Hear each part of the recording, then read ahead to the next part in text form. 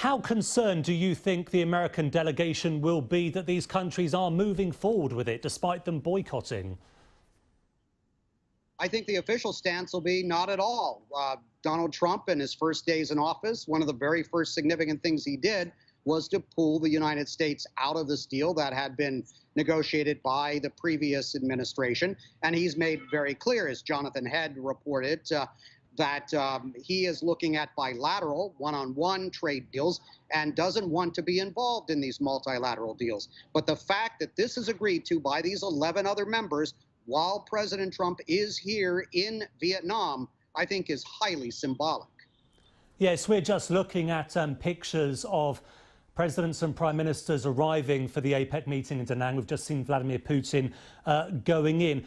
It was interesting listening to Donald Trump and Xi Jinping outlining their views for the region and globalization. Two starkly different approaches there. Absolutely. And it's really ironic that President Xi of China was delivering a speech that we might have heard by a U.S. president in previous years, talking about open trade, leveling the playing field, all of that, while we had the president of the United States talking about a more narrow vision of trade and putting America first. Although I thought it was remarkable that he did say that he doesn't blame China and these other countries for taking advantage of the United States, but he's blaming previous U.S. administrations. He says he won't allow this to happen under his administration, but he's really not giving any details about how the United States might retaliate against countries that it thinks are engaging in unfair trade. Steve, what do you think regional leaders there are making of this new president?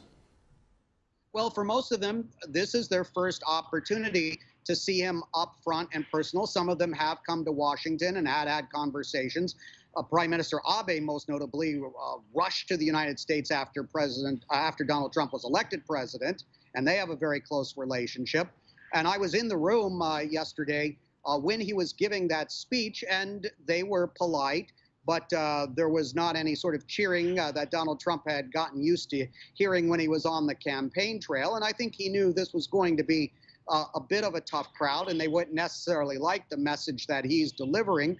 But I think more broadly, there's concern about what sort of leadership there will be by the United States strategically in this region. And TPP was very much linked to being a bulwark against China, not only from a trade perspective, but also from a long-term strategic perspective as well. Steve, always good to talk to you. Thank you very much. Steve Herman there from Voice of America News. Now, Naomi Campbell, one of the biggest names in modelling over the last 3 decades, has been a vocal critic of the inequalities in the fashion business. She took British Vogue to task for its lack of diversity prior to the appointment of its first black editor. Will Gompertz has been speaking to her in New York about her views on diversity and sexual harassment.